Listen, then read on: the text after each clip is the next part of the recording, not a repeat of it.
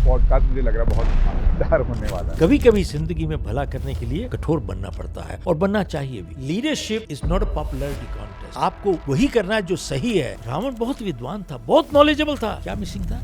चरित्र मिसिंग था, चरित्र। और मैंने कहा आप इनको स्किल सिखा रहे हो चरित्र के बिना, खाली रावण पैदा कर रहे हो, ओनली रावण। आपके हिसाब से वक्फ बिल जो आया है, जो वक्फ कानून हटना चाहिए, आपको लगता है? टोटल एब्रोगेट होना चाहिए। इससे खतरनाक कानून कोई है ही नहीं। लोग आपके देश में चले आते हैं इलीगल, ये आपका देश ले लिया उन लोगों ने और यहाँ कोई बोलने वाला नहीं। मैंने कहा यार चाइना की तरफ उधर चले जाते हैं तो गोलियां मर जाती। सब ये बेकार ड्रामा की बात है। The world is my family, ऐसा नहीं है। गुंडे चोर हमारी फैमिली नहीं है, उसको बाहर निकालो। अभी ये पॉडकास्ट सुन के लोग कहेंगे शिव खेड़ा जो है वो एंटी मुस्लिम है, तो वो तो बोलेगा ही। जिसने अपने देश को बेचना है वो तो बोलेगा। अपना भाषण खत्म करते हैं, फिर करते हैं जय हिंद, जय भारत, जय महाराष्ट्र, जय बॉम्बे, जय जू। कितने जय करोगे? एक जयंती का काफी नहीं है। किस तरीके से आज ये बटाई कर रहे हैं ये लोग, ये स्वार्थी हैं, देशद्रोही हैं बीजेपी के लोग। मैं तो सभी पॉलिटिशियन की बात कर रहा हूँ। इसके पहले बिहार इलेक्शन में संघ प्रमुख ने कह दिया था आरक्षण पर विचार करने की जरूरत है कि किसको मिल रहा है नहीं मिल रहा है। बीजेपी हार गई, कौन छुएगा? बाबा अंबेडकर लिख के गए थे, बोले 10 साल। उसके बाद एक गद्दार आया, दूसरा गद्दार आया, तीसरा गद्दार आया। इन लोगों ने किसी ने ये नहीं कहा कि मुझे रोकना है। सिन्हा को बोलो ना, सिन्हा भी बैकवर्ड है, लगवाओ अपना नाम कहीं, बोलो मेरे को भी दे दो आरक्षण। शिव खेड़ा भी बैकवर्ड है। व्हाट इज दिस कि हम मुसलमान कॉरिडोर बना देंगे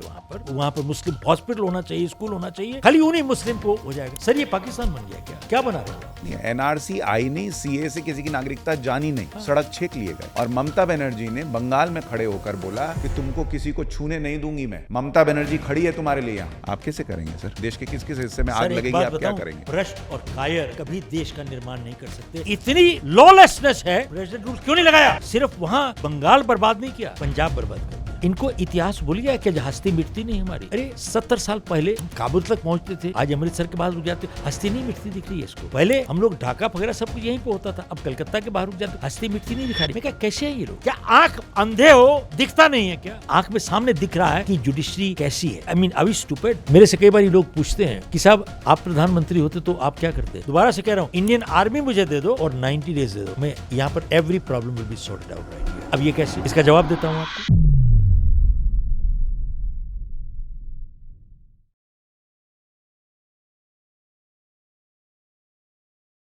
नमस्कार, हमारे इस खास show top angle with Sushant Sinha में आपका बहुत स्वागत है। टॉप एंगल जहां हम किसी भी विषय को थोड़ा टॉप एंगल पर जाकर देखने का प्रयास करते हैं ताकि उसे वृहद तौर पर देख पाएं और बेहतर ढंग से समझ पाएं। और आज हम जिंदगी को, देश को, राष्ट्रनीति को, राजनीति को, आपकी खुद की जिंदगी को टॉप एंगल पर जाकर देखने का प्रयास करेंगे, क्योंकि ऐसे बहुत सारी चीजें हैं जो हम मिस कर रहे हैं। हम में से कितने लोग हैं जो असफलता को स्वीकार कर पाते? क्योंकि असफलता इंसान को तोड़कर रख देती है। ऐसे कितने लोग हैं जो खुद के टूटे हुए हिस्सों को पत्थर की तरह इकट्ठा करते जाएं और फिर उस पर चढ़कर सफलता का मकाम हासिल कर लें? बहुत कम लोग। लेकिन हमारे साथ जो आज मेहमान हैं वो ऐसा करना जानते हैं। उन्होंने ज़िंदगी में बहुत बहुत बहुत सारा डाउनफॉल देखा है, लेकिन शिखर पर पहुंचे हैं और वो ज़ीरो को हीरो बनाने में माहिर हैं। हमारे साथ शिव खेड़ा साहब मौजूद है। सर बहुत बहुत स्वागत आपका। बहुत धन्यवाद भैया, थैंक्स। आपसे मिलने के पहले हम बहुत सारे लोग आपकी किताबों के ज़रिए आपसे मिल चुके हैं। शिव सर के बारे में मैं आपको बताऊं कि यू कैन विन, इनकी किताब जो है वो 21 लैंग्वेजेस में लाखों कॉपियां बिकी हैं। बड़े बड़ी कंपनियां सर की क्लाइंट हैं। आप दुनिया भर में जाके कीनोट्स देते हैं, आप लोगों को बताते हैं कैसे जो है खुद को मोटिवेटेड रखना है, क्या करना है, कैसे बेहतर हो सकते हैं। और इतना ही नहीं, देश में भी आप बहुत कुछ करते रहते हैं। जुडिशरी में करप्शन से लेकर जातिवाद से लेकर उसको लेकर आपने बहुत कुछ किया है। पॉलिटिक्स में ट्राई किया है। जो बांग्लादेशी घुसपैठ है उस पर आप बोलते हैं। तो आज का पॉडकास्ट मुझे लग रहा है बहुत मसालेदार और धमाकेदार होने वाला है। बट शुरू आपसे करते हैं सर। फैसिनेटिंग स्टोरी आपकी, जब मैं थोड़ी रिसर्च कर रहा था कि अच्छे खासे घर से और फिर सब चला गया, गाड़ी पे कपड़े मार के जीवन चल रहा है, इंश्योरेंस एजेंट बन रहे हैं, वो भी फ्लॉप हो जा रहा है, और फिर आप सडनली यू कैन विन लिखते हैं। ये सब कैसे हुआ? देखिए ऐसा है, कोई चीज़ अचानक कभी नहीं होती। बीज कहीं बहुत पहले बोया जाता है कहीं ना कहीं। अब अक्सर आप सुनते होंगे कि साहब सफलता इनके दिमाग में चढ़ गई, पैसा दिमाग में चढ़ गया और कितने बदतमीज़ हो गए हैं, एरोगेंट हो गए। तो सवाल ये है, क्या सफलता किसी को बदतमीज़ बना देती है? रिवर्स कीजिए, कई लोग ऐसे हैं जितने सफल होते हैं उतने नम्र हो जाते हैं। अब क्या सफलता नम्रता लाती है? देखिए, सफलता ना ही किसी को एरोगेंस लाती है, ना ही नम्रता लाती है। सफलता जो छुपा हुआ था उसको उभार के ऊपर लेके चली जाती है, दैट्स ऑल। वो बीज कहीं और बोया गया था। तो that is most important. So mines जब चली गई तो यहाँ से मैं इंडिया छोड़ के चला गया, तो गाड़ियाँ साफ की, इंश्योरेंस बेचा। तो मेरे मैनेजर ने मुझे 3 महीने के अंदर बुलाया कि भैया तुम परफॉर्म नहीं कर रहे, I have to fire you. तब मैंने उसको बोला कि भैया मैं पढ़ा लिखा ज़्यादा नहीं हूँ, मैं बीकॉम 3rd डिवीज़न 10वीं में फेल हो गया था, दैट्स माई एकेडमिक्स। तो मेरे से आप परफॉर्मेंस कैसे एक्सपेक्ट कर सकते हो? तो उस दिन सुशांत मेरे साथ किसी ने बहुत कड़क के बात करी, मेरे को बहुत जोर से बोला, कहता है you shut up and listen to me. इतने आराम से नहीं बोला, बहुत जोर से बोला। कहता है कि you don't have a handicap, तुम्हारा नजरिया खराब है, तुम्हारा एटीट्यूड जिंदगी में खराब है। तुम जैसे लोग सिर्फ अपनी ही जिंदगी नहीं बल्कि अपने परिवार की जिंदगियां बर्बाद करते हो। और कहता है जानते हो हैंडीकैप किसको होता है? डॉक्टर, इंजीनियर, अटर्नी, अकाउंटेंट, उन सब हैंडीकैप के साथ है, जनरली ट्रू। मैंने वो तो सुना नहीं मैंने कभी। कहता है उन सब ने अपना क्षेत्र चुन लिया है और वो फंसे हुए हैं उसके अंदर, जनरली ट्रू, एक्सेप्शंस बहुत कम है। तो बोले वो मेरे को कहता है कि तुमने तो अपना क्षेत्र नहीं चुना, देखते नहीं कि दुनिया तुम्हारी इंतजार कर रही है, डोंट यू सी? तो मैंने कहा ऐसा तो मैंने कभी सोचा नहीं। तो कहता है now that you are fired, अब जाइए यहाँ से। आपकी उम्र क्या थी तब? मैं उस टाइम प्रॉबेबली 26-27 का था। 26-27।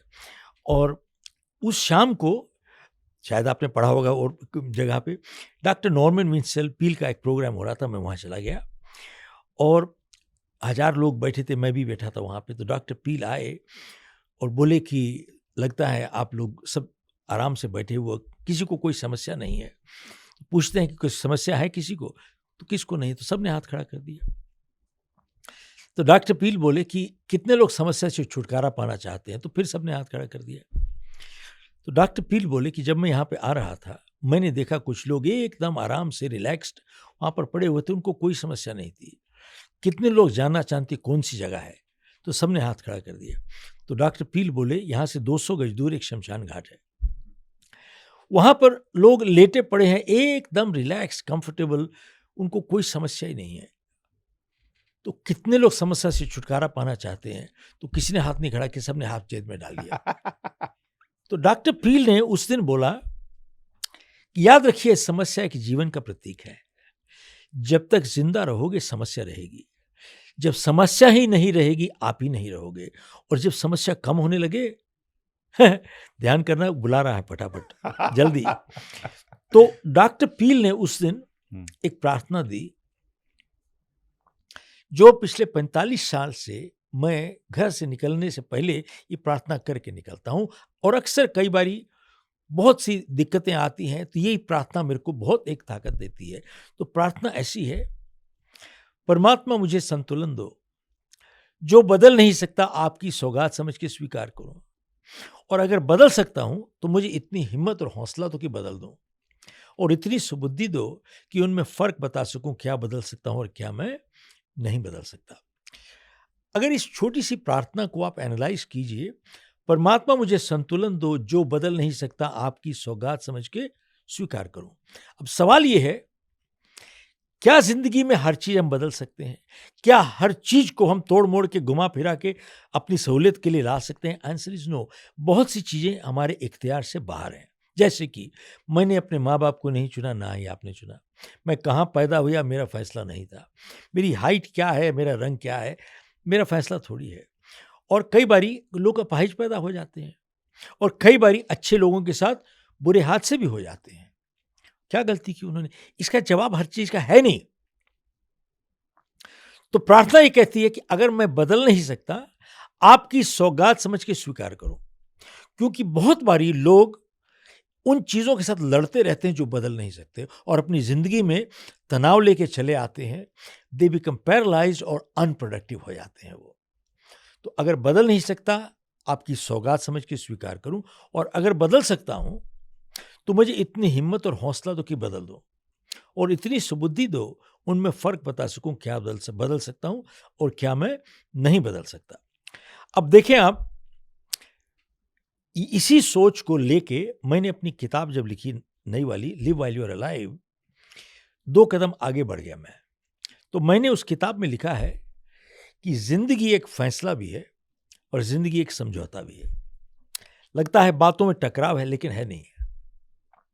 जिंदगी एक फैसला कैसे है?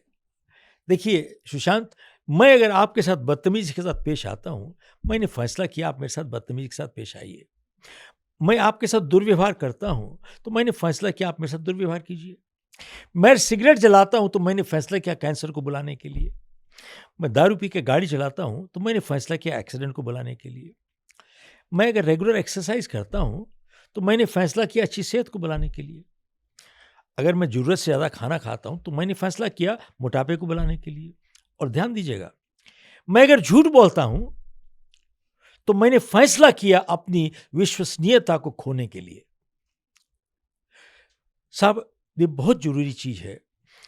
जिंदगी एक फैसला है, और इसके आगे का जो वाक्य है बहुत जरूरी है। हम सब एक फैसला लेने तक आजाद हैं, लेकिन जब हम फैसला ले चुकते हैं, हमारी आजादी खत्म हो जाती है, फैसला हम पे काबू पा लेता है। That's it. और जिंदगी एक समझौता कैसे है? किसी ने बहुत अच्छी बात कही है कि ताश के पत्ते कैसे मिलते हैं इसका फैसला हम नहीं कर सकते, लेकिन खेल कैसे खेलते हैं इसका फैसला हम जरूर कर सकते हैं। क्या बात। तो एक छोटी सी चीज अक्सर प्रेस वाले मेरे से पूछते हैं कि सर, जो लोग सफल होते हैं क्या गलतियां नहीं करते, और जो लोग असफल होते हैं, फेल होते हैं, क्या अच्छे काम नहीं करते? तो मेरा जवाब एक ही है कि जो लोग सफल होते हैं वो गलतियां जरूर करते हैं, बट मैंने एक चीज सीखी जिंदगी में, कभी कभार गलती करने से इंसान फेल नहीं हुआ, अपनी गलती को दोहराते रहने के बाद ही फेल हुआ है आदमी। क्या बात। सेम थिंग, कभी कभार अच्छे काम करने से इंसान सफल नहीं होता, अपने अच्छे काम को दोहराते रहने के बाद इंसान सफल होता है। तो ये जो चीज है, दिस इज वेरी क्रूशियल। तो यहीं से मैं लेके गया। तो जब मैंने डॉक्टर पील का प्रोग्राम अटेंड किया, सुशांत, मैं अपने मैनेजर के पास वापस गया और मैंने उसको बोला कि भैया, मेरे को आप नौकरी से मत निकालो, काम से, मेरे को एक मौका और दे दो, एक मौका। मैं कमिटमेंट करता हूं कि मैं आपको लेट डाउन नहीं करूंगा, but give me one more shot. तो मेरे को कहता है कि मैं तुमको तब रहने दूंगा अगर तुम कमिटमेंट मेरे साथ नहीं बल्कि अपने आप के साथ करो, तब मैं तुमको रहने दूंगा यहां पर। साहब, उस दिन मैंने कमिटमेंट की, और वो ही एक मेरी जिंदगी का एक मोड़ था। और हर एक की जिंदगी में एक मोड़ जरूर आता है, हर एक की जिंदगी में आता है। तो उसने कागज विड्रॉ कर लिए। वैसे मैं बस इतना जोड़ दूं, मुझे लग रहा है वो आपके बॉस जो है ना, वो भी शिव खेड़ा ही थे, वो अलग लाइन में थे और आप लोगों को इंस्पायर करने के लिए किताबें लिखने लगे। बिल्कुल। तो ऐसा हुआ कि उन्होंने कागज विड्रॉ किए, मेरे को रहने दिया, और उस साल मैंने तकरीबन $1 मिलियन की इंश्योरेंस बेची। अगले बार 3 मिलियन की, 5 मिलियन की। मैं अमेरिका मूव कर गया। मैंने 3 बिजनेस में अपना काम शुरू किया। मैंने कैलिफोर्निया की कंपनी 1984 में खरीदी, उनका न्यू जर्सी ऑपरेशन, और बिना किसी क्लाइंट की शुरुआत की। तो मैंने अपनी कंपनी बेची with close to 500 clients for decent sum. Sushant, मैं अपनी जिंदगी आपसे क्यों शेयर कर रहा हूं? कुछ वजह से। एक, मैं सारी जिंदगी फेल होता चला गया और सारी दुनिया को दोषी ठहराता रह गया। ये नहीं समझा कि मैं ही अपनी समस्या, सबसे बड़ी समस्या खुद ही था। कोई बाहर बदलाव नहीं आया, अपनी सोच बदल गई तो मेरा एकदम दिशा बदल गई, एक चीज। और दूसरा, जब मेरे मैनेजर ने मुझे कहा कि you shut up and listen to me, मेरे को निकाल रहा था, जब you shut up and listen to me, तब मेरे को एक बात समझ में आई कि जिंदगी में भला करने के लिए कभी कभी कठोर बनना पड़ता है। फिर से रिपीट करता हूं, कभी कभी जिंदगी में भला करने के लिए कठोर बनना पड़ता है, और बनना चाहिए भी। Leadership is not a popularity contest. आपको वही करना है जो सही है, बजाय what is popular. That is not it. Parenting is not a popularity contest. वही चीज है, सही बात। You have to do what's right whether they like it और नॉट। और तीसरी चीज मैंने सीखी, मैं कमीशन पे इंश्योरेंस बेचता था तो पैसे मिलते थे, नहीं बेचता तो पैसे नहीं मिलते थे, और ना ही पैसे थे। लेकिन मैंने शशांक वहां पे देखा कि कुछ लोगों को तनख्वाह मिल रही थी मेरी कंपनी में और काम नहीं करते थे। ये सब कंपनी में है ना, है बहुत कंपनी में। तब मेरी समझ में आई बात, पैसा बनाने में और कमाने में बहुत फर्क है। There is a big difference between making money and earning money. Making money is criminal, अपराध है। Earning money is spiritual. There is a big difference. और दुख की बात यह है, और इनमें फर्क क्या है कि जब इंसान पैसा कमाता है, he puts his energy and ethics behind. दो लफ्ज, इंसान अपनी एनर्जी और एथिक्स उसके पीछे लगाता है, उसको कहते हैं पैसा कमाने में। लेकिन आज ज्यादातर लोग पैसा बनाना चाहते हैं, कमाना नहीं चाहते हैं। एक सर्वे हुआ था, global survey by Gallup in the US, तो उन्होंने कहा कि 63% ऑफ एम्प्लॉइज जो काम पे जाते हैं, दे आर डिसएंगेज। डिसएंगेज का मतलब ये है कि वो अपना काम नहीं करते साहब, 63%। और an additional 24% are actively disengage. और एक्टिवली डिसएंगेज का मतलब क्या होता है? ना खुद करते हैं, ना दूसरे को करने देते हैं। चलो सुट्टा मार के आते। हाँ, बस सिर्फ 13% लोग हैं जो काम पे जाते हैं, ईमानदारी से काम करते हैं। This is a fact. आप यहीं पर रुक नहीं जाइए। आजकल सोशल मीडिया बहुत एक्टिव हो गया है, तो तकरीबन लोग ड्यूरिंग वर्किंग आवर्स 2, 3, 4 घंटे के बारी अपने सोशल मीडिया में लगा रहे हैं। बताइए, क्या इसी के पैसे मिलते हैं आपको? मान लीजिए मैं आपका बटुआ ले लेता हूं, आप मुझे क्या कहिएगा? चोर। जब लोग यही काम कर रहे हैं तो वो क्या है? सब चोर। We have to understand what integrity is all about. इसी तनख्वाह बिना काम के चोरी के समान है, और हम लोग यही कुछ करते तो हम लोग काम क्या कर रहे हैं? और खास तौर पे आने वाले टाइम में, अब तो सभी जगह बात करते हैं AI robotics, and considering that बहुत जॉब्स चली जाएंगी, and that is true, that's a fact. But एक बात बताओ, जब लोग काम ही नहीं कर रहे तो अगर चली जाएंगी तो फर्क क्या पड़ेगा? They are not working even now, they are not actively involve. Actively involve तो आज भी नहीं है। आप देखिए, कई लोग जाते हैं, टाइम पास करते हैं। और एक और चीज आप देखेंगे, जब कोई बॉस ऑफिस में होता है, लोगों का व्यवहार, बिहेवियर चेंज हो जाता है। बॉस नहीं होता, उनका बिहेवियर चेंज हो जाता है। एक बात बताओ, अगर आपके अंदर ईमानदारी है, चाहे बॉस रहे या ना रहे, आपका बिहेवियर क्यों चेंज होगा? सही बात है, बिल्कुल सही बात। क्यों चेंज होना चाहिए? Never, it should not. It's a big big big integrity issue. तो किसी ने कहा है कि सफल होने के लिए हमको 2 चीज चाहिए होती है, स्किल, तालीम, एंड विल, इरादा। स्किल एंड विल, दो, एक के बिना दूसरा फेल है, नहीं काम करेगा। दोनों चाहिए। बट इन दोनों में से विल की अहमियत से स्किल से थोड़ी ज्यादा होती है। एक चैंपियन बॉक्सर था, जब लड़ रहा था तो उसको अपोनेंट ने मार के गिरा दिया। कहता है, जब मैं वहां पर रिंग में लेटा हुआ था और रेफरी मुझे काउंट कर रहा था आउट, उस टाइम मेरे स्किल ने मदद नहीं की। उस टाइम मेरी विल जो था, मेरे को कह रहा था, एक बारी फिर से उठ जाओ, एक बारी फिर से खड़े हो जाओ, एक बारी फिर से उठ जाओ। It was my will, not my skill, that picked me up, that made me my champion. तो अभी एचआर वाले बहुत से लोग कहते हैं कि साहब स्किल गैप है, स्किल नहीं है इनके पास, तो मैंने हायर क्यों किया आपने उसको? कुछ तो होगा। मैंने कहा साहब स्किल गैप नहीं, कॉम्पिटेंसी गैप है। तो आप बहुत एचआर वालों से पूछिए कि स्किल और कॉम्पिटेंस में फर्क क्या होता है। 90% उसका जवाब ठीक नहीं दे पाएंगे लोग। देखो, होता है skill is an ability, competence हम कहते हैं ability along with the willingness and the desire to do the job. आपकी इरादा भी तो होना चाहिए काम करने का। बहुत से स्किलफुल लोग हैं who are incompetent. Many skillful people are incompetent, which is sad. अपने रामायण महाभारत में जाके देखो तो सही, रावण बहुत विद्वान था, बहुत नॉलेजेबल था। क्या मिसिंग था? चरित्र मिसिंग था, चरित्र। और मैंने कहा, आप इनको स्किल सिखा रहे हो चरित्र के बिना, खाली रावण पैदा कर रहे हो, only Ravan, that's all. And you are creating a big big problem. इस देश के लिए समस्या पैदा कर रहे हो, आप कुछ अच्छा काम नहीं कर रहे। That is a sad part. मैंने कहा भैया आप इतने पढ़े लिखे अफसर बने हुए हो, किसी ने कोई सिखाया नहीं। माँ बाप ने बचपन में ही सिखाया कि चरित्र ज्यादा इंपॉर्टेंट होता है। माँ बाप ने नहीं सिखाया। तुम्हारी तो उम्र है, आप आज करिकुलम बना रहे हो, आज सिलेबस बना रहे हो, आप आगे भी यही कुछ सिखाओगे ना? क्या तुम्हारे माँ बाप ने नहीं सिखाया कुछ?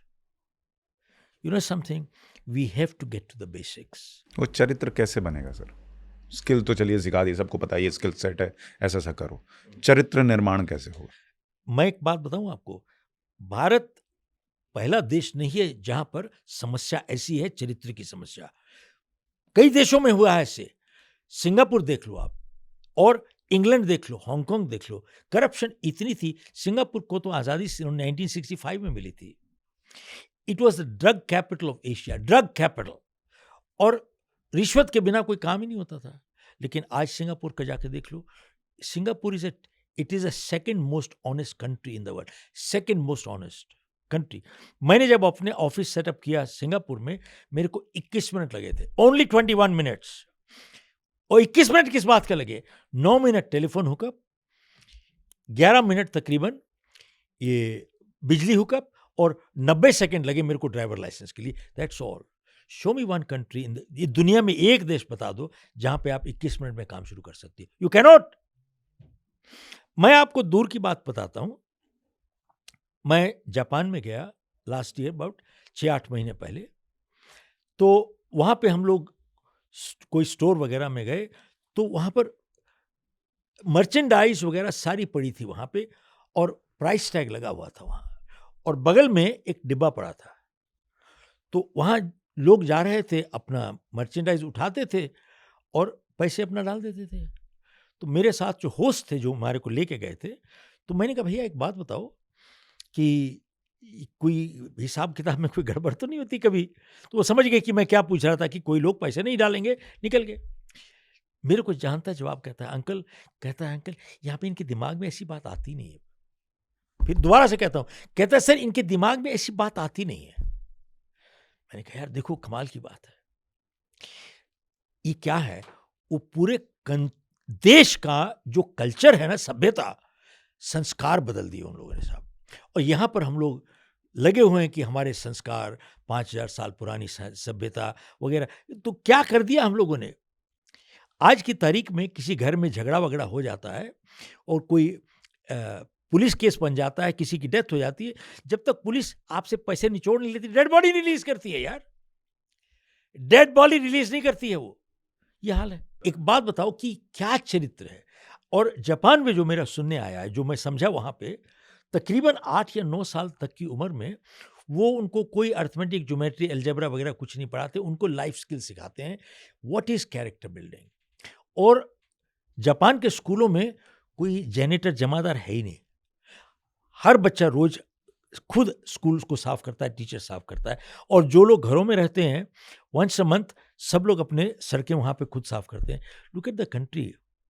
और जिनके यहाँ पे मैं रह रहा था, ये they are the largest pearl dealers, pearl के डीलर हैं दुनिया में। तो हमारे वो अपनी फैक्ट्री में ले गए, जिसको फैक्ट्री कहते हैं। तो 3-4-5 लोग अपना पर्ल्स के साथ काम कर रहे थे। तो मैंने देखा, हाथ लगा के उनको, तो मैंने उनसे पूछा कि भैया यहाँ पर ये लोग काम कर रहे हैं 4-5 लोग, कोई सुपरवाइजर नहीं है क्या इनके ऊपर, और इनकी क्वालिटी कंट्रोल कौन करता है?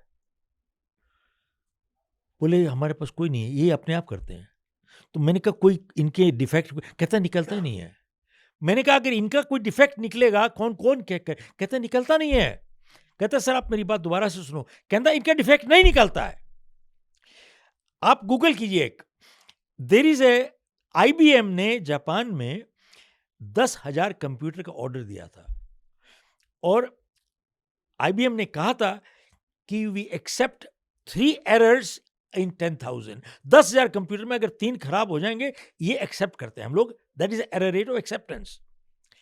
अब जापान 10,000 कंप्यूटर तैयार करके बैठ गया। अब वो शिपमेंट नहीं कर पा रहा है। वो कहता है कि हम 3 एरर कैसे क्रिएट करें। No I am not kidding, checkup. आप देखेंगे, this is in the Google, you will find this story. अब बात यह है कि कौन सी चीज जापान को मोटिवेट करती है। वो तो देश खत्म हो गया था 45 में, इंडिया से बुरा हाल था उसका, उनके पास तो कोई नेचुरल रिसोर्स भी नहीं है। But how come it became the third largest economy in the world, and at one time it was a very big success story. तो कैसे कर लिया इन लोगों ने साहब, जानते हो? सिर्फ एक, अब कई कहते हैं इनकी काइजन है, इनका काइजन है, और TQM है, क्वालिटी सर्कल है। I said nothing, nothing, forget it. इनका सिर्फ एक ही मोटिवेशन है, इनकी अंदर पेट्रियोटिक फीलिंग, देशभक्ति। पे इसका क्या मतलब होता है? Quality product, responsible behaviour is considered patriotic. Poor quality, irresponsible behaviour is considered unpatriotic. मतलब खत्म, और कुछ नहीं है। ये मोटिवेशन यहां से शुरू होती है। तो मैंने जब उनको काम करते देखा, तो उनके अंदर 3 चीजें एकदम उनके DNA में चली गई हैं। क्या?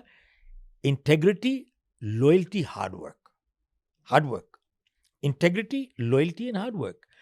इसी वजह से जापान देखो कहां से कहां पहुंच गया। ये भारत में कैसे होगा सर? मैं आपको एक बताता हूं। अभी देखिए, कल्चर, सभ्यता कहीं पर भी ऊपर से नीचे आती है, नीचे से ऊपर नहीं जाती है साहब।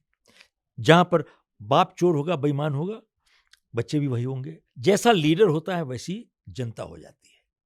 ध्यान से कह रहा हूं मैं कि अक्सर आप सुनते होंगे कि लीडर बहुत अच्छा है, लेकिन उसके सलाहकार जो है ना, उसके एडवाइजर बहुत खराब है। ऐसे लोगों को मैं पूछता हूं कि भैया एक बात बताओ, एडवाइजर चुनता कौन है? जब भी लीडरशिप चेंज होती है, हमेशा एडवाइजर, पूरी टीम चेंज हो जाती है। तो एडवाइजर चुनता कौन है? ऑलवेज लीडर अपने एडवाइजर खुद चुनता है। अब ध्यान दीजिएगा, हम एडवाइजर वैसे नहीं चुनते जैसे चाहते हैं, हम एडवाइजर वैसे चुनते हैं जैसे हम खुद होते हैं। देखिए, एक बेईमान व्यापारी होगा, उसका वकील, उसका अकाउंटेंट बेईमान होगा। एक ईमानदार व्यापारी होगा, उसका वकील और उसका अकाउंटेंट भी ईमानदार होगा। ये कुदरत का असूल है। वी अट्रैक्ट पीपल जैसे हम खुद होते हैं। आप देखिए, हम लोग के जिंदगी में दोस्त वैसे नहीं मिलते जैसे हम चाहते हैं, वैसे मिलते हैं जैसे हम खुद होते हैं। सर सॉरी, मैं चूंकि पत्रकार हूं और हम लोग पॉलिटिक्स इतना कवर करते हैं, तो जब मैं आपको सुन रहा हूं तो मैं मन ही मन एनालाइज कर रहा हूं कि राहुल गांधी के आसपास जो लोग हैं वो वैसे क्यों हैं, अरविंद केजरीवाल के साथ जो लोग जुड़े हैं वो वैसे क्यों हैं। अब मुझे समझ में आ रहा है। या नरेंद्र मोदी के, वो कई बार हम क्रेडिट देते हैं कि नरेंद्र मोदी मान लीजिए चुनाव पे चुनाव जीत रहे हैं, देश आगे बढ़ रहा है, तो उनके पीछे की जो टीम है, जिनको हम पत्रकार जानते हैं कि कैसे काम करते हैं, किस तरह से काम करते हैं, वो टीम कैसे चुनी गई है, इसका क्रेडिट फिर नरेंद्र मोदी को देना होगा, जो आप कह रहे हैं। वो चीज़ बड़ी इंपॉर्टेंट है कि आपने जो लोग चुने वो आप खुद चुने, और शुरू में आपने कहा था कि आप अपना फैसला खुद करते हैं। बिल्कुल। आपके हिसाब से वक्फ बिल जो आया है, जो वक्फ कानून, हटना चाहिए आपको लगता है? टोटल एब्रोगेट होना चाहिए। इससे खतरनाक कानून कोई है ही नहीं।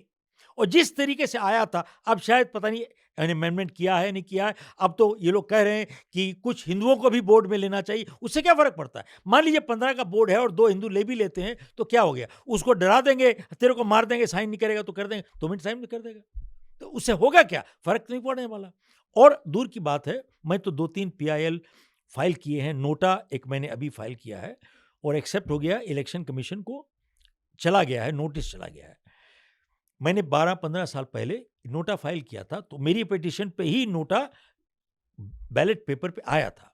लेकिन अब मैं क्या कहूँ, जुडिशरी को इनकी जो सोच है, खाली नोटा चढ़ा दिया, कुछ नहीं। It is truth. मान लीजिए 90% नोटा को वोट मिलती है, 1% किसी को मिलती है, वही जीतता है। नोटा तो बेकार है। सही बात। अब ये इंटेलेक्चुअल है साहब, ये हम लोगों की। और आज की तारीख में देखिए, तकरीबन 50%, ये तो अखबार में भी निकला था, ये हमारे जो लेजिस्लेटर्स हैं, पार्लियामेंटेरियंस हैं, इनका क्रिमिनल रिकॉर्ड है, और कईयों का बहुत ज्यादा है। आप एक बात बताओ, अगर जुडिशरी ने अपना काम ईमानदारी से किया होता, क्या एक भी क्रिमिनल पार्लियामेंट में जा सकता था? Think about it. अगर जुडिशरी ने अपना काम ईमानदारी से किया होता, क्या एक भी क्रिमिनल जा सकता था वहां पे? और दूसरी चीज, आज की तारीख में तकरीबन 5 करोड़ तो एक्सेप्टेड है इन द सुप्रीम कोर्ट, और more actual number is more like 10-15 crore Bangladeshi Rohingyas यहाँ पे आए हुए हैं। 10-15। अश्विनी उपाध्याय ने केस फाइल किया हुआ है और कई लोगों ने किया है। मैं भी ये करने वाला हूँ। आप मेरे को एक बात बताओ कि 8-10 करोड़ लोग, 10 करोड़ लोग आपके देश में चले आते हैं इलीगल, ये आपका देश ले लिया उन लोगों ने, और यहाँ कोई बोलने वाला नहीं है। मैंने कहा यार चाइना की तरफ उधर चले जाते तो गोलियां मर जाती। मैंने एक बीएसएफ के आईजी से बात कर रहा था, तो मैंने कहा कि चाइना की तरफ जाओगे तो गोली चल जाएगी वहां पर, तो यहां पर क्या प्रॉब्लम है? एक तो गोली कभी चली नहीं आज तक यहां पर। मेरे को जानते हो क्या कहता है? कहता साहब आप समझते नहीं हो। आईजी से बात कर रहा था मैं, तो मैंने कहा समझाओ भैया। कहता हमारे बॉर्डर जो है ना इतने पोरस हैं और सटे हुए हैं कि एक घर है, आधा हिंदुस्तान में आता, आधा बांग्लादेश में आता है, ये प्रॉब्लम है। ना ना ना, मैंने कहा भैया प्रॉब्लम तेरे दिमाग में है, क्योंकि तू बेईमान है। प्रॉब्लम ये नहीं है कि आधा यहां आधा वहां, तू अपना पोर्शन उसको दे देना, उसका लेने में आपको दिक्कत है, नहीं देगा वो, अपना उसको दे दो, बोले मेरा भी ले ले भैया, तू लाइन लगा। लेकिन आज के बाद ये लाइन ये हो गई। देखो समाधान हर चीज का है। और दूसरी चीज, मैंने कहा बांग्लादेश बना कब? 1971 में, और पूरी पाकिस्तान आर्मी 1 लाख आदमी, तो यहां पर तो उनका तो सोल्जर ही नहीं था। मैंने कहा जहां लाइन लगाते थे वही बॉर्डर था, जहां लाइन लगाते वहां बॉर्डर था, तो प्रॉब्लम तो कोई है ही नहीं आपको। मैंने कहा जानते हो बेईमानी का कोई इलाज नहीं है। पर उसमें इशू ये है ना सर कि सिर्फ जो इस देश की पॉलिटिक्स है उसमें उसको ऐसा नहीं देखा जाता कि वो बांग्लादेशी आ गया है और हमारे देश के लिए क्या खतरा है। आप रोहिंग्याज की बात करेंगे, उनका धर्म देखा जाता है कि आप मुसलमान को टारगेट कर रहे हैं। आप बांग्लादेशी की बात कर रहे हैं, आप मुसलमान को टारगेट कर रहे हैं। अभी ये पॉडकास्ट सुन के लोग कहेंगे शिव खेड़ा जो है वो एंटी मुस्लिम है, वो अगर वक्फ बिल को ख़त्म करने की बात कर रहे हैं, वो अगर बांग्लादेशी घुसपैठियों पे बात कर रहे हैं तो वो एंटी मुस्लिम है। सो जो भी देश की बात कर रहा है उसको मुसलमान से जोड़कर नैरेटिव इस्लामोफोबिक होने का और एंटी मुस्लिम होने का बना दिया जाता है। तो क्या हो गया भाई? नो, क्या हो गया? ये तो उनकी इंटरप्रिटेशन है ना। उन्होंने कहा है, वो कह रहे हैं, उनका एक वेस्टेड इंटरेस्ट है, उनका अपना निजी उसका स्वार्थ है, उसका वोट का स्वार्थ है, तो वो तो बोलेगा ही। जिसने अपने देश को बेचना है वो तो बोलेगा, क्यों नहीं बोलेगा वो? फिर वो सड़क पे लाएंगे, जैसे अभी वक्फ पे ला रहे हैं कि हम सड़क पे उतर जाएंगे। भैया एक बात बताओ, ये आज बोल रहे हैं ना, साल पहले तो बोल नहीं सकते थे, उस समय तो एब्रोगेट कर ही देते ये लोग, तो किया क्यों नहीं? बात ये है, अब एक नया नारा जो निकला है ना, बंटोगे कटोगे, बटोगे कटोगे, सुने कि नहीं? अच्छा एक बात बताओ, ये बांटने का काम कौन कर रहा है? बांटने का काम कौन कर रहा है? भैया एक सुनो, आपने मुस्लिम का एक इशू रेज किया, हिंदू हिंदू को बांटने का काम किसने किया है? बीजेपी ने किया है। कैसे? वो बता देता हूं आपको। 1999 में राजस्थान की इलेक्शन ड्यू थी, ये तो गूगल करके चेक कर लोगे आप। राजस्थान की इलेक्शन ड्यू थी और अटल बिहारी वाजपेयी जी प्रधानमंत्री थे। राजस्थान गए और उन्होंने डिक्लेयर कर दिया कि जाट बैकवर्ड हो गए। पहली बात तो जाट बैकवर्ड कैसे हो गए? उसके बाद हरियाणा में, यूपी में, सब जगह दंगे शुरू हो गए, और यही इलेक्शन में, लास्ट इलेक्शन में दिल्ली में, ये सब बोल रहे थे कि जाटों को आरक्षण दे दिया जाए दिल्ली में। बात बताओ कि जाट आरक्षण, जाट ओबीसी कैसे हो गया? वाजपेयी जी ने क्या किया? इलेक्शन जीत ली लेकिन देश हार गया। दोबारा से कहता हूं, इलेक्शन जीती लेकिन देश हारा, और सबको भारत रत्न मिल गए। पिछली इलेक्शन में 5 लोगों को, 6 लोगों को भारत रत्न मिल गए, मुलायम सिंह। यार ओवरनाइट रत्न बन गए लोग। एक बात बताओ, क्या जनता बेवकूफ है? क्या समझते हो आप? सब गधे हैं? आप ही समझदार हो, लूटने के लिए बैठे हो यहां पर। Think about it. जो मैं बोल रहा हूं आपको, ये जो मैं आपसे बात कर रहा हूं, किस तरीके से आज ये बटाई कर रहे हैं ये लोग। ये स्वार्थी हैं, देशद्रोही हैं बीजेपी के लोग। मैं तो सभी पॉलिटिशियन की बात कर रहा हूं। और आज की तारीख में ये रीजनल इतना हो चुका है, इनका रीजनलिज्म।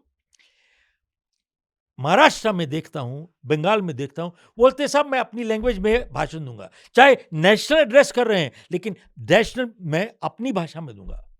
तो क्या हो रहा है वहां पर? अपना भाषण खत्म करते हैं, फिर करते हैं जय हिंद, जय भारत, जय महाराष्ट्र, जय बॉम्बे, जय जुहू। कितने जय करोगे यार? एक जयंती का काफी नहीं है। जस्ट सी कि हो क्या रहा है। सोचो कितना हम लोग अपने आप को बांट के तोड़ के खत्म कर रहे हैं। पर सर ये आज से नहीं हो रहा है। जो आप ओबीसी की बात कर रहे हैं कि मान लीजिए आपने अटल बिहारी वाजपेयी भैया का एक उदाहरण नहीं दिया, हो रहा है, पर मैं लेकिन कह रहा हूँ ये ओबीसी लिस्ट, ये SC ST की लिस्ट, इनके लिए रिजर्वेशन, मंडल आयोग, ये आज की चीजें नहीं है। ये तो जब बीजेपी नहीं भी बनी थी तब भी चल रही थी। लेकिन आके इन्होंने और बढ़ावा किया था ना। अब ये नो सुनो तो थी एक यहां पे जहर घुल रहा था, आप उसको हटाना चाहते हो या और बढ़ाना चाहते हो? आपने क्या किया? पर वो कैसे होगा सर, मुझे ये बताइए। जैसे मैं आपको एक उदाहरण देता हूँ, अभी इस लोकसभा इलेक्शन में जो बड़ा नुकसान हुआ बीजेपी को, जिसको लेकर जो पॉलिटिकल एनालिस्ट है उनकी एक राय है कि जो ये नैरेटिव फैला कि आरक्षण खत्म कर देंगे नरेंद्र मोदी, और ये जो पेनिट्रेट कर गया नीचे तक, व्हाट्सएप वीडियोस वगैरह वगैरह वगैरह, कॉन्स्टिट्यूशन वगैरह हाँ, लेके घूम रहा था राहुल गांधी। तो आप आरक्षण खत्म कर देंगे ये बोला भी नहीं, और इसका वीडियो घूमा, और आपको इतनी सीटों का नुकसान हो गया। अगर आप कह रहे हैं कि भाई जाति में मत बांटो, आरक्षण जो है उसको लेकर सोचने की जरूरत है, ये इसको ठीक करने की जरूरत है, कौन करेगा, कौन हाथ लगाएगा सर? नहीं साहब, ऐसा है, कन्विक्शन मिसिंग है इन लोगों में, और इसका समाधान बिल्कुल है। एक बात बताओ, आज आप फ्लाइट में बैठते हो, बस में बैठते हो, कभी आपने कभी अपने बगल वाले से पूछा कि तेरी जात क्या है? सर सही बता रहा हूं आपको, ट्रेनें भर भर के जाती हैं, कितने लोग आप जानते हैं जो आप बगल वाले को पूछता है तेरी जात क्या है? सर कोई नहीं पूछता है, और नहीं पूछना चाहता है, और सबको मालूम है ये गलत है। वो नहीं करना चाहते क्योंकि वो इसी का नुकसान भुगत रहे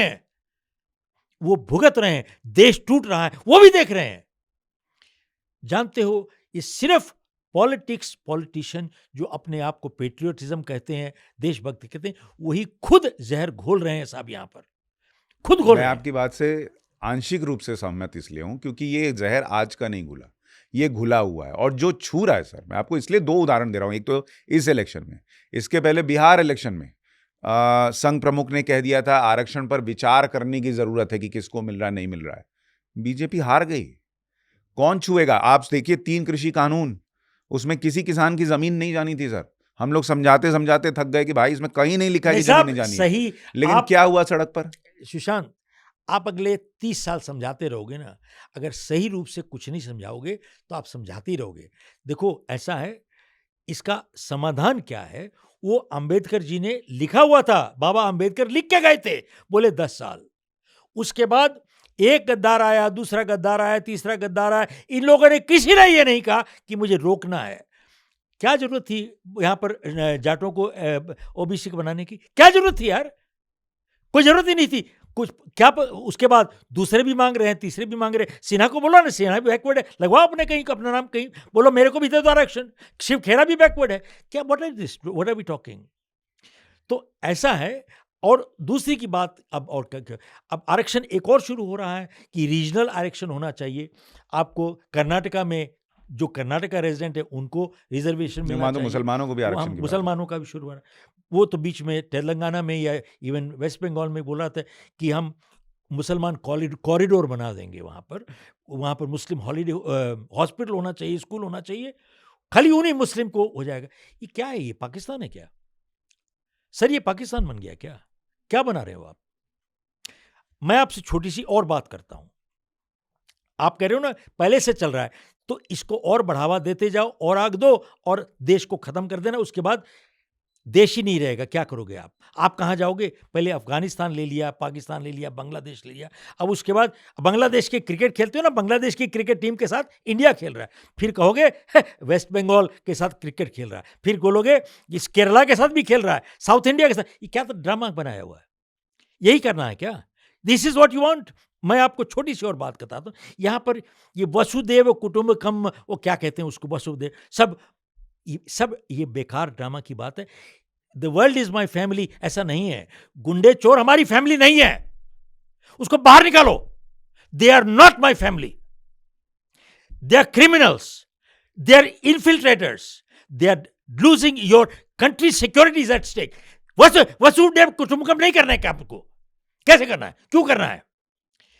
You have obligation to your own citizens first. आप कैसे निकालेंगे सर आपकी बात?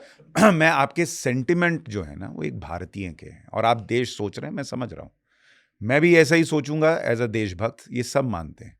लेकिन जो पॉलिटिकल सिनारियो है, आप देखिए एनआरसी आई नहीं सर, नहीं आई नहीं, ये लाई नहीं साहब, ये नहीं सर, मेरी बात तो सुनिए, एनआरसी आई नहीं, सीए से किसी की नागरिकता जानी नहीं, हाँ। सड़क छेक लिए गए और ममता बनर्जी ने बंगाल में खड़े होकर बोला कि तुमको किसी को छूने नहीं दूंगी मैं, ममता बनर्जी खड़ी है तुम्हारे लिए यहां।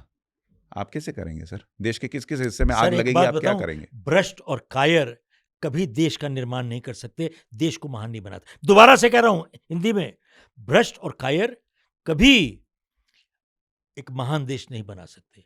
आप बताइए कि वहां पर दुर्गा पूजा में लड़ाई मारपीट हो रही थी वेस्ट बंगाल में, हो रही थी कि नहीं हो रही थी? वहां पर यही प्रॉब्लम, वहां पर पिट रहे थे और बहुत से हिंदू अब तो भाग भाग के वहां से भी आने शुरू हो गए। एक बात बताओ, 2014 से प्रेसिडेंट रूल क्यों नहीं लगा दिया वहां पर? इतनी लॉलेसनेस है, प्रेसिडेंट रूल क्यों नहीं लगाया? सिर्फ वहां बंगाल बर्बाद नहीं किया, पंजाब बर्बाद कर दिया। आज पंजाब का यूथ जो है 70% ड्रग पे, इसके ऊपर तो पिक्चर निकली थी उड़ता पंजाब। पंजाब खत्म हो गया, बर्बाद हो गया। और ये ड्रग्स ये बाहर से स्मगल होकर नहीं आए, ये जो पिछले पॉलिटिशियन थे ना, उनकी परिवारों ने सारा बटाई करी। अब इसमें मेरा फिर प्रश्न है। नहीं सुनिए, मेरा प्रश्न है, बंगाल में अगर हिंदुओं पर मान लीजिए अत्याचार हुआ, बाकी के हिंदुओं ने उसी पार्टी को वोट क्यों दिया जिनके लोगों ने अत्याचार किया? पंजाब में बार बार वही पार्टी कैसे जीतती है जिनके राज में आपके बच्चों को ड्रग्स मिलता है? देखो, वो पार्टी नहीं जीतती है भैया, आपने विकल्प ही नहीं दिया, सीधी बात बताऊं आपको। और वहां पर आज 70% यूथ ड्रग पे खत्म हो गया। एक पूरी जनरेशन खत्म कर दिया आपने। टेल मी, आपको मालूम है, मुझे मालूम है, इसकी पिक्चर भी निकली है, सबको मालूम है, क्या इन लोगों का सेंटर में मालूम नहीं है?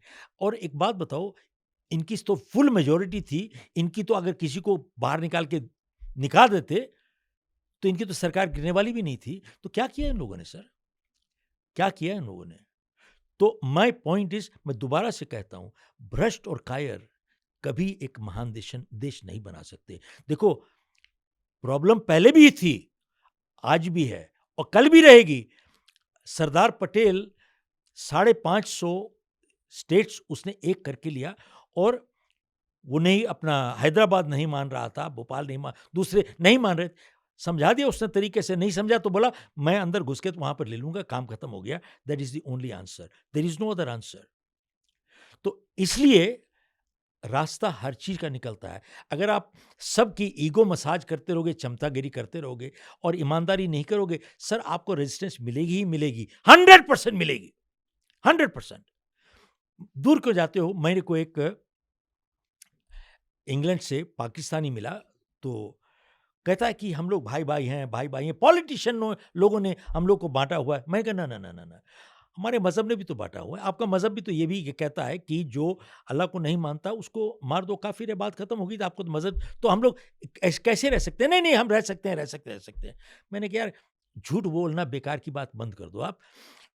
मैंने कहा देखिए, पार्टीशन के टाइम 22 करोड़ हिंदू थे वहां पर पाकिस्तान में, आज कितने हैं? 2%, 1%, 2% रह गया है। मैंने कहा यार 20% पॉपुलेशन वहां की खत्म हो चुकी है, 150 मिलियन पॉपुलेशन है, 20% बन जाता है 30-40 मिलियन, 40 मिलियन लोग खत्म हो गए, गायब हो गए। क्या हुआ? They are converted, killed, rape, murdered और थ्रोन आउट। क्या हुआ? तो कोई से किया आपने, कोई से? I said stop talking this nonsense, stop talking this nonsense. You may not like my words, but that's your problem. I'm not here to please you. You may not see me again for the rest of your life, but मत देखना मेरी तरफ, बात खत्म होगी। मैं तेरे से कौन सा हेलो करने बैठा हुआ हूं यहाँ पर? तो ये सब जो ये नारे फारे लगाने वाली बात है ना, मैं आज अभी दिल्ली यूनिवर्सिटी में, एक महिला वहां पर स्पीकर थी, हजारों साल से आक्रमण हुए, कुछ बात जरूर है, हस्ती मिटती नहीं हमारी। अरे क्या, वो तो ताली बजा रहे हैं, ऑडियंस ताली बजा रही है। मैंने कहा यार, ऑडियंस को समझ में आया कि क्या बोला इसने? ये ऑडियंस ऐसी है कि घर घर जाके तालियां बजाती रहती है, लगता है इस घर से अगले घर ताली बजाओ, इधर से अगले घर ताली बजाओ। मैंने कहा ताली बजाने का काम है, पैसे मिल जाते हैं उनको। मैंने कहा इनको इतिहास भूल गया क्या? हस्ती मिटती नहीं हमारी। अरे 70 साल पहले हम काबुल तक पहुंचते थे, आज अमृतसर के बाद रुक जाते, हस्ती नहीं मिटती दिख रही है इसको। पहले हम लोग ढाका वगैरह सब कुछ यहीं पे होता था, अब कलकत्ता के बाहर रुक जाते, हस्ती मिटती नहीं दिखा रही। मैं क्या, कैसे हैं ये लोग? क्या आंख अंधे हो, दिखता नहीं है क्या? जब तक 370 नहीं खत्म हुआ था, दिन में 20 बारी हिंदुस्तान का झंडा कश्मीर में जलता था, याद है?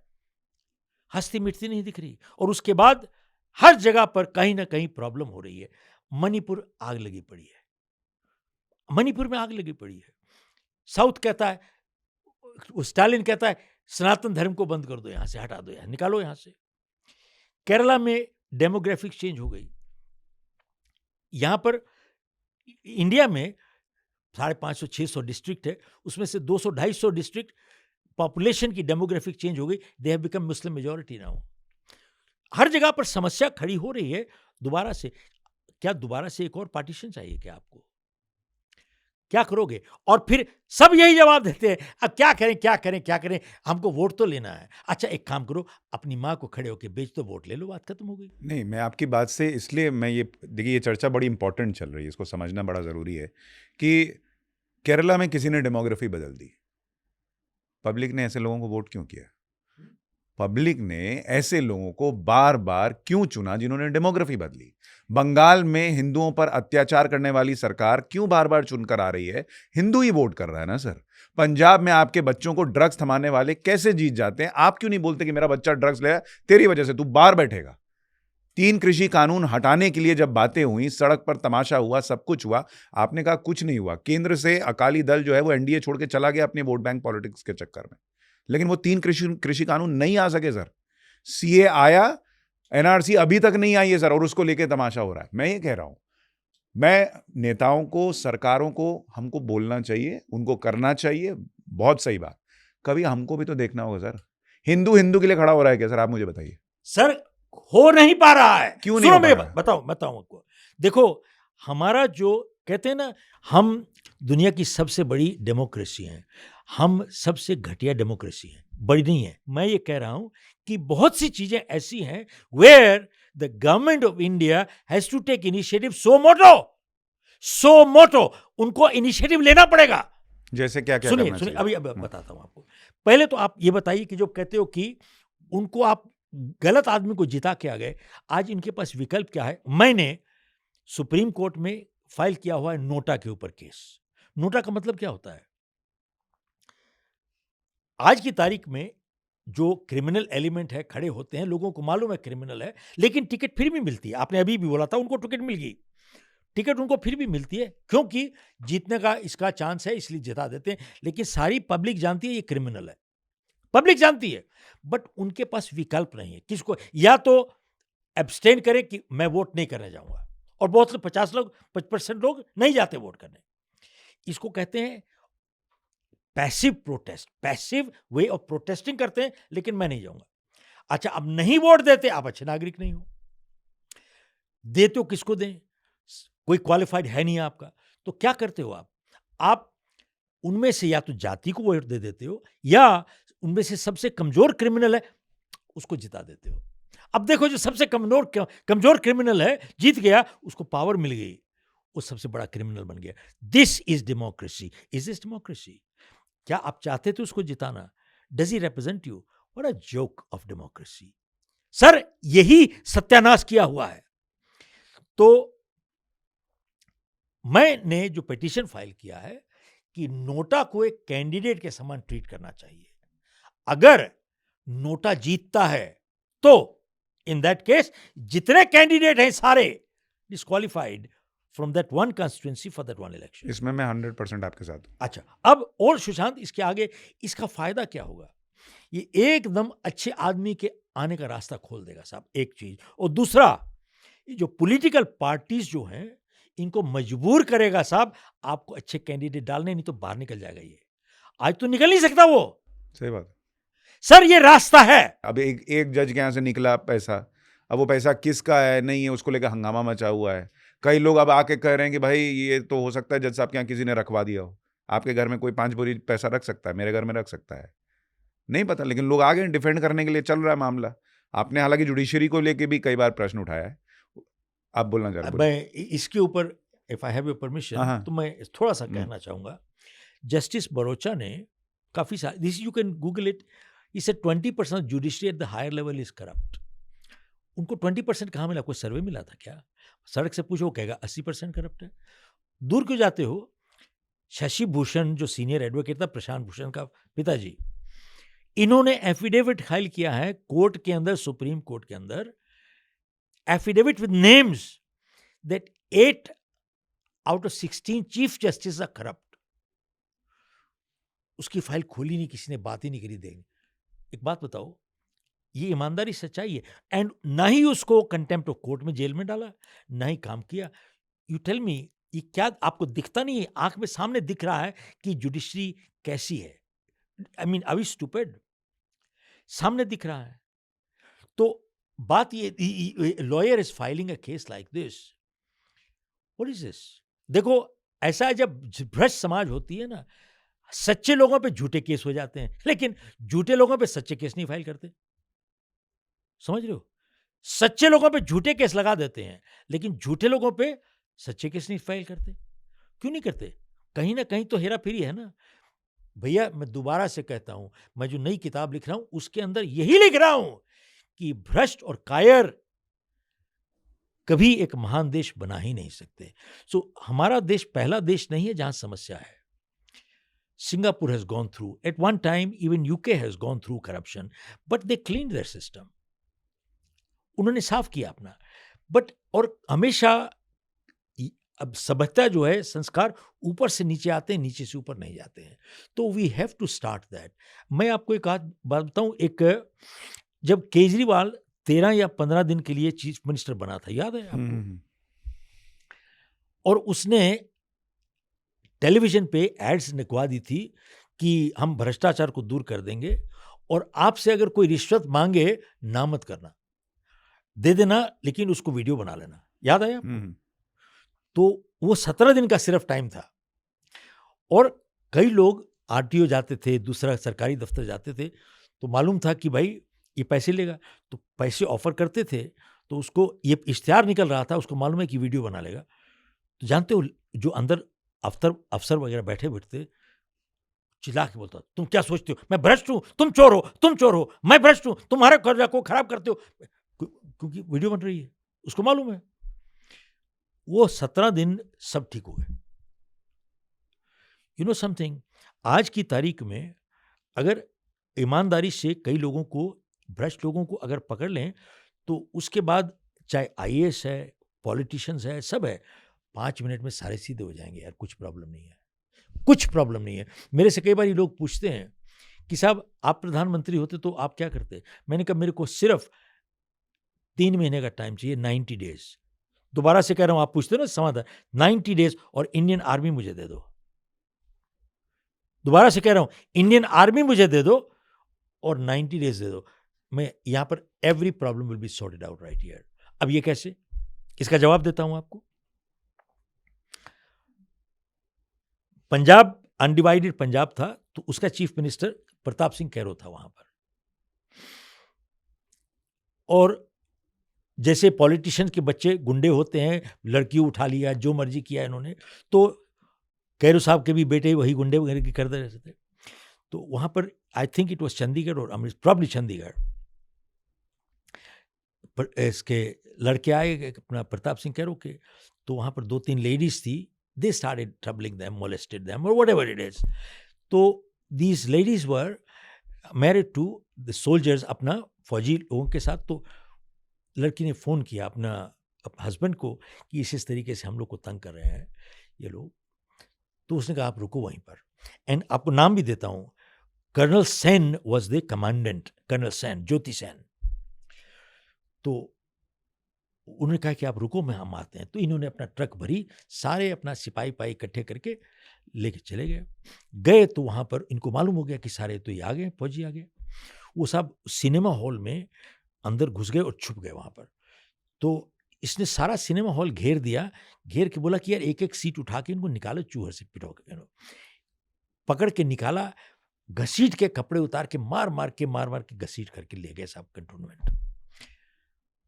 चीफ मिनिस्टर को खबर लग गई कि हमारे बेटे तो पिट रहे हैं वहां पर, तो गए, उनको मैसेज भेजा कि हम आना चाहते हैं कंटोनमेंट में।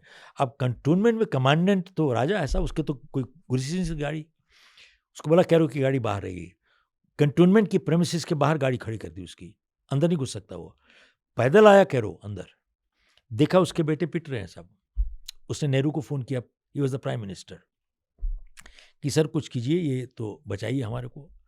तो नेहरू ने आगे फ़ोन किया the chief of army staff, उस टाइम था जनरल थिमैया। तो जनरल थिमैया ने बोला कि मेरे को 10 मिनट दो, मैं अभी बात करता हूँ। उसको जब सारा मालूम हुआ तो थिमैया ने वापस फ़ोन किया नेहरू को, कहता है जो लोग ये जो अपने बच्चे कर रहे हैं, ये अपनी बहू बेटियों की इज्जत बचा रहे हैं। जो लोग अपनी बहू बेटियों की इज्जत नहीं बचा सकते, वो देश की इज्जत नहीं बचा सकते। उनको करने दो जो करना है। बैंक उठा के मारा, बंद करके जा जाओ। This is what you can Google it, check it out, you know something, this is what we need. आप कह रहे हो ना इसका समाधान नहीं है, समाधान है। You need to have the guts, you have to have the country, अपना देश का हित अपने हित से ऊपर रखो। This is the answer.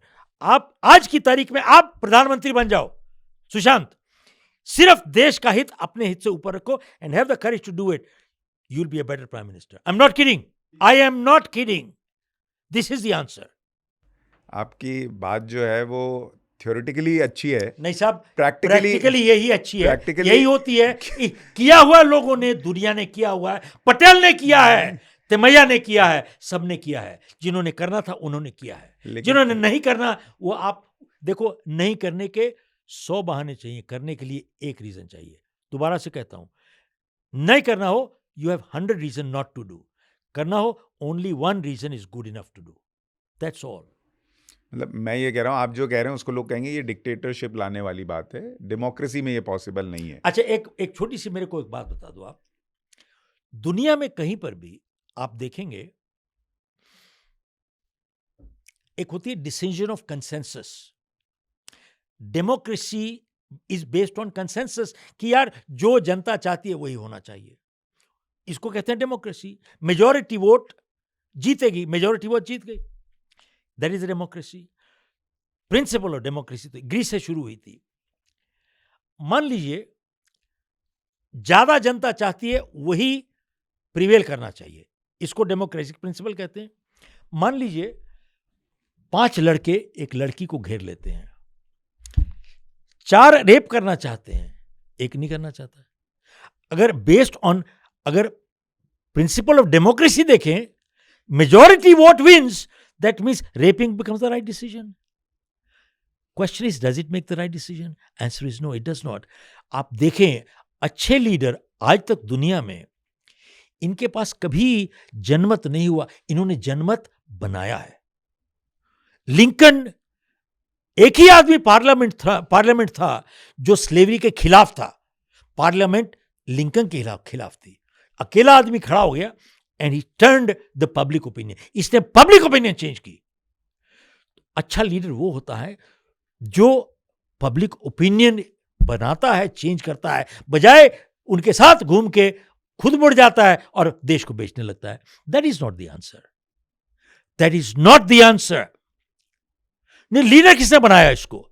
इसी लीडर इसलिए बनता है, कहते हैं ना विजनरी लीडर, विजनरी लीडर। तो विजनरी किसको कहते हैं? इसलिए उसको कहते हैं जो वो देख सकता है जो बाकी सब नहीं देख सकते। That is called vision. Ability to see the invisible, उसको कहते हैं vision. Ability to see the invisible, you can see the invisible what is coming.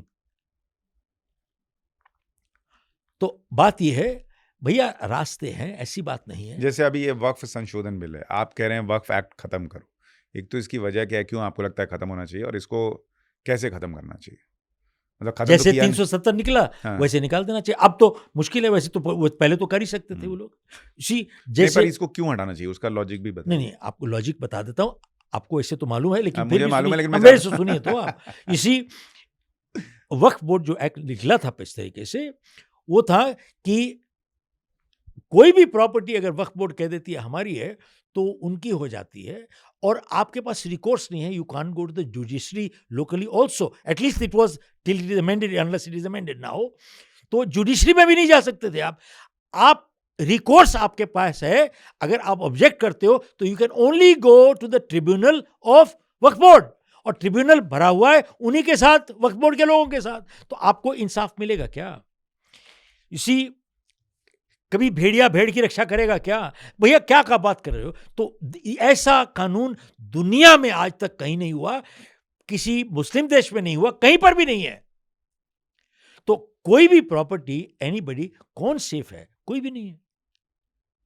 तो मैं तो यही कहता हूं कि दुनिया में एक देश बता दो मुझे जहां पर मेजॉरिटी कम्युनिटी अपने आप को इतना असुरक्षित महसूस करती है जैसे हिंदू अपने आप को महसूस करते हैं. इंडिया में इंडिया में हिंदू अपने आप को असुरक्षित महसूस करता है. वो देखिए, आप दूर क्यों जाते हो? कश्मीर में यही हुआ 1991 में. उसके बाद और दूर क्यों जाते हो? 7 लाख आदमी. एक बात बताओ, 2014 से इनकी सरकार थी, 2014 से 7 लाख रेफ्यूजी जो बने हुए हैं उनको सेटल किया क्या? कहीं पर भी कुछ नहीं किया उनके लिए. तो क्या किया? What have they done? तो वोट तो सारा हिंदुस्तान ही वोट देने को तैयार था इनको. मैं सही कह रहा हूं आपको.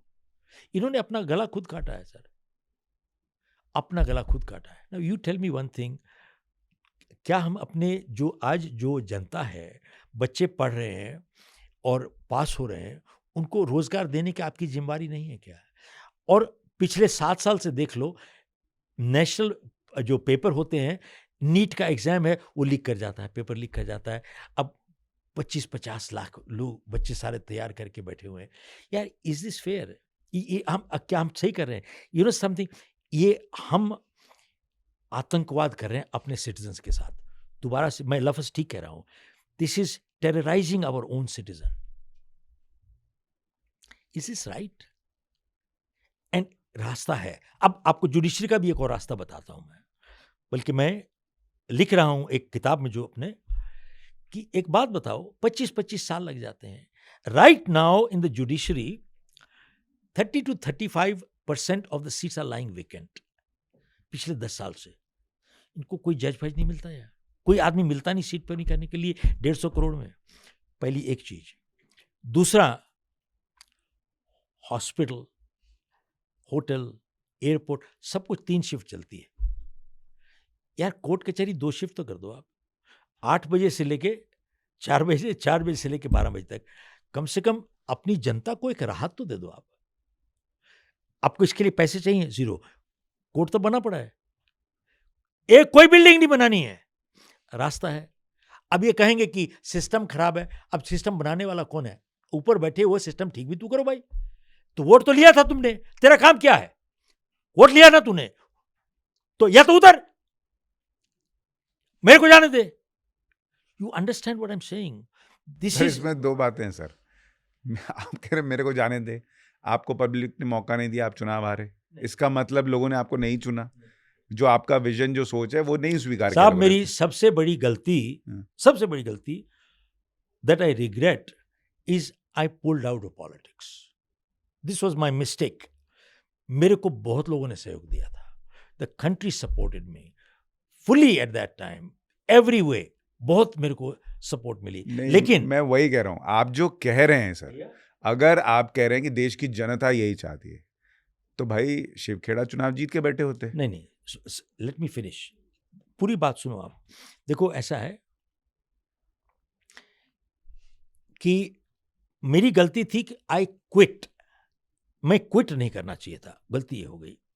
मैं तो इंडिपेंडेंट खड़ा हो गया, और लास्ट डे जब नॉमिनेशन पेपर भरने थे, मैं भर के चला गया out of total desperation. And उसके बाद I file the documents and I left India. मेरे को कमिटमेंट थी सिंगापुर में, तो मैं वहाँ चला गया. तो पहले 2 दिन तो लग जाते हैं, आपको सिंबल भी नहीं मिलता है. उसके बाद 6-7 दिन इन भी ट्रेन रहते हैं, और लास्ट 72 घंटे 48 घंटे आप तो कैंपेन भी नहीं कर सकते. तो एक बात बताओ, आपको सिंबल मिला, उसके बाद आपने कागज छपवाने के बाद 4 जगह पर लगवाओगे 10 आदमी को. वो मैं इंटेंशन ही नहीं थी मेरे को खड़े होने की, नॉमिनेशन करके चला गया था। लेकिन थर्ड पार्टी जो बाहर देखने वाले हैं, जैसे आप देख रहे हो, कहते हार गए हार गए हार गए हार गए हार गए हार गए हार गए। Naturally I don't blame them, because वो तो यही देख रहे हैं कि क्या हुआ। फिर आप चुनाव में देखिए, आपने कहा था एक होता है स्किल, एक होता है उस स्किल के साथ नियत लगा के काम करना। आपके पास मान लीजिए स्किल है देश चलाने का, लेकिन आप चुनाव में नियत से उतरे नहीं, तो ये तो आपकी गलती थी ना सर। मेरी गलती थी यार, 500%। ये तो मैं पहले ही मान रहा हूं यार, तो आपके कहने से मैं थोड़ी मान लूंगा। मैं तो पहले, आपने बोलने से पहले ही मैंने कहा मेरे से गलती हुई। लेकिन आप पॉडकास्ट में कह रहे हैं कि तुमसे नहीं हो रहा तो तुम उतरो, मुझे आने दो। पब्लिक आपको जाने नहीं दे रही और आप खुद जा नहीं रहे। तुम किसी दूसरे को आने दो। आने को कौन, किसको? दूसरा कौन? आपको कौन नेता ठीक लग रहा है, बताइए। एक मिनट, लेट मी क्लैरिफाई। देखो, अक्सर ये बात कहते हैं लोग कि अच्छे आदमी को कोई आने नहीं देता। ये बहुत मामूली बात है। तो मेरा सिर्फ एक जवाब ये है कि अच्छा आदमी अगर स्ट्रांग नहीं होगा तो आके भी क्या कर लेगा यार, कुछ नहीं कर पाएगा। तो और इतिहास में देख लो, आज तक कभी भी किसी ने आने दिया है? नेवर। अपने ताकत होगी तो अपने आप आओगे, नहीं तो आके भी कुछ नहीं कर पाओगे। तो इसलिए दिस थ्योरी इज आउट। जो गद्दार होते हैं ना, वही दो किस्म के होते हैं। एक होता है सक्रिय गद्दार, एक्टिव, जो खड़े होकर अपनी मां को बेचता है, और दूसरा होता है पैसिव गद्दार, अपनी मां को बिकते हुए देखता है और चुप रहता है साहब। So there is a difference of where we are coming from, how we are doing. But सबसे बड़ी चीज ये है कि मैं किस वजह से सुप्रीम कोर्ट में फाइल किया, क्योंकि foundationally we must get criminals out of the system, इसलिए मैं लड़ रहा हूं। अब 3 मेरे PIL और तैयार पड़े हैं जो कि हमारे को फाइल कर रहे हैं। तो लड़ाई तो मैं कर रहा हूं, बल्कि मैंने अपने वकील को बोला है कि मैंने कहा भैया अगली बारी मैं ही चला जाऊंगा, let me see fight in front of the जज, बिकॉज मैंने देखा है 2 आंख दिखा देते हैं तो वो भाग जाते हैं वहां से।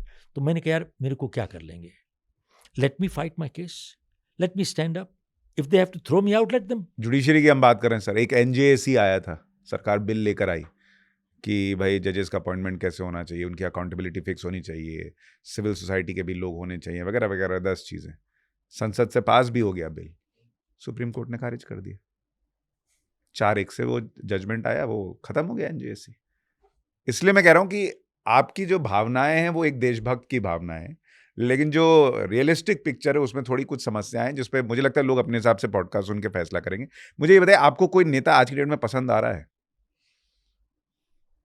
नहीं साहब, मेरे को जो अभी जो दिख रहा है इनमें से कोई मेरे को। आप राहुल गांधी को, मैं कहता हूं कि द लास्ट अच्छा कोई नेता आया था तो आई थिंक सरदार पटेल के बाद कोई दिखा नहीं। Ambedkar was the other one that I feel I have great regard for. The more I read, जितना ज़्यादा पढ़ता हूँ अम्बेडकर जी के बारे में, उतना ही ज़्यादा मेरी रिस्पेक्ट उनके लिए बढ़ जाती है। नेहरू जी ठीक नहीं लगे थे आपको? बिल्कुल बिल्कुल नहीं लगे थे साहब, उन्होंने बहुत समस्या की हम लोगों के लिए।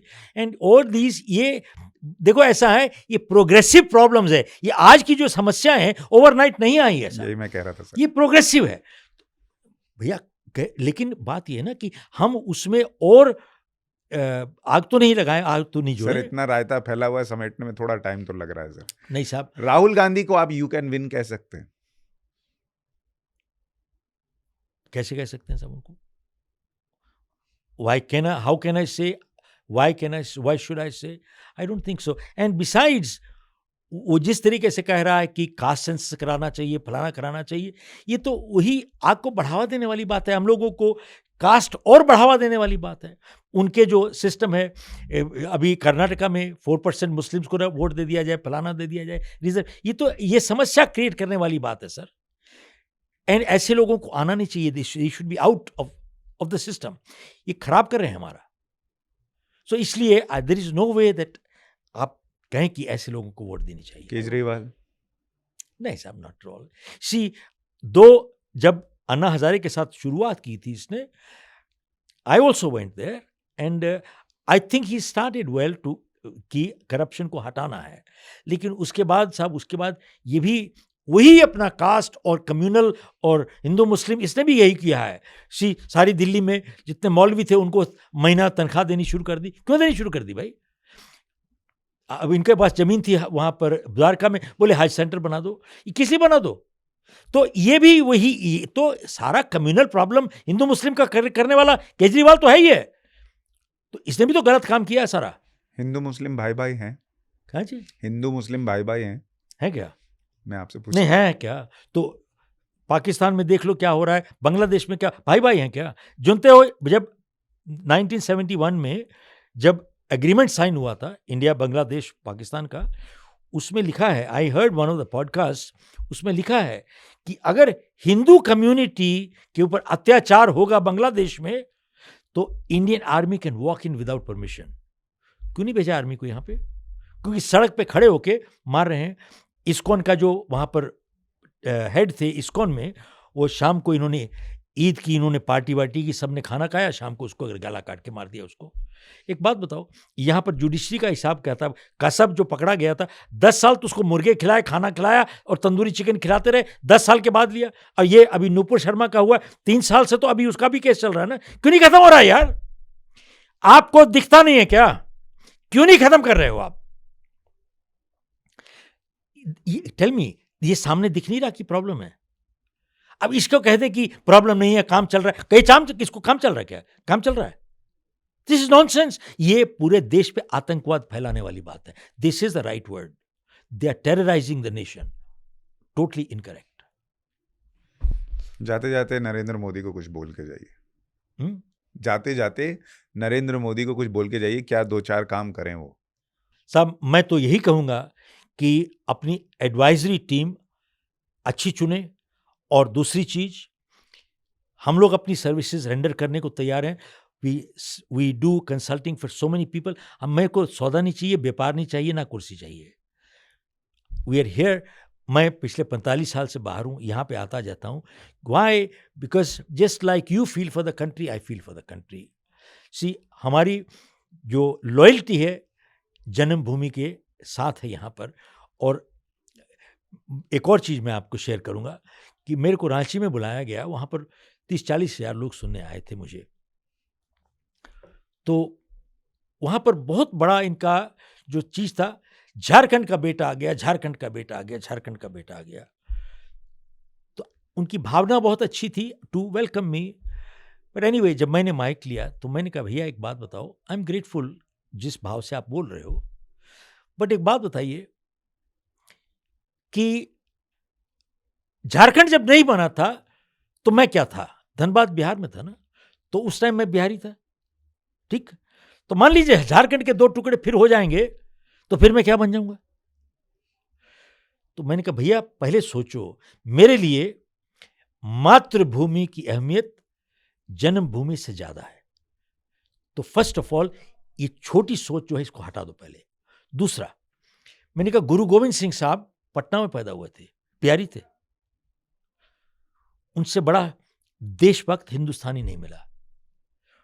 देश के लिए रक्षा की, हिंदू धर्म की रक्षा करी। एक तो कहते हैं, बहुत कहते हैं, न होते गुरु गोविंद सिंह साहब तो सुन्नत होती सबकी।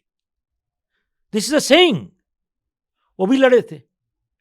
तो बात यह है कि कल्चर, सभ्यता यहां से शुरू होती है। देश का हित ऊपर से ऊपर रखो और आगे बढ़ो, कोई प्रॉब्लम नहीं, समस्या सुलझा जाएगी। हाँ, आपको सुनते सुनते बहुत सारा समय निकल गया और मुझे लगता है कि बहुत सारे विषय ऐसे थे जो रह गए, समय कम पड़ गया। हम नहीं होगा तो एक बार और बैठ जाएंगे। जो लोगों के पर्सनल इश्यूज से जुड़े हुए का हिस्सा था वो रह गया। लेकिन जो 1-2 बातें मुझे लगता है लोगों को ज़रूर दिल में रखनी चाहिए इस पॉडकास्ट से, कि एक तो देशभक्ति से ऊपर कोई चीज़ नहीं है। आपका देश सबसे ऊपर है। देश है तो आप हैं, देश नहीं है तो आप भी नहीं है। तो वो चीज़ मानकर चलना चाहिए। खैर, एक चीज कहूंगा, खाली पेट देशभक्ति नहीं होती। नहीं, ध्यान से सुनिएगा। खाली पेट इंसान, कोई ईमानदारी, सिद्धांत, देशभक्ति कुछ नहीं होती। इसलिए भूखा मार के 80 करोड़ को रोज रोटी दे रहे हो, ऐसे काम नहीं होता। और फिर कहते हैं कि हम 80 करोड़ को रोटी दे रहे हैं, खिला रहे हैं, खाना खिला रहे हैं, और 7% हमारी जीडीपी बढ़ रही है। भैया 7% अगर बढ़ रही है ना, 7% का 90% सिर्फ 100 फैमिली को जा रहा है, बाकी को लेस देन 1% भी नहीं जा रहा है। तो वी हैव टू रीलुक। इनकी जो भी एडवाइजरी कमेटी है को दोबारा से सोचना चाहिए। ठीक है, इस पर हम फिर अलग से चर्चा करेंगे, लेकिन आज के लिए इस पॉडकास्ट में इतना ही। आपकी राय मुझे ज़रूर उम्मीद है कि इस पॉडकास्ट को लेकर बहुत सारी होगी, तो अपनी राय कमेंट करके ज़रूर बताइएगा। शिव सर, बहुत बहुत धन्यवाद इस Thank you. पॉडकास्ट में जुड़ने के लिए। नमस्कार।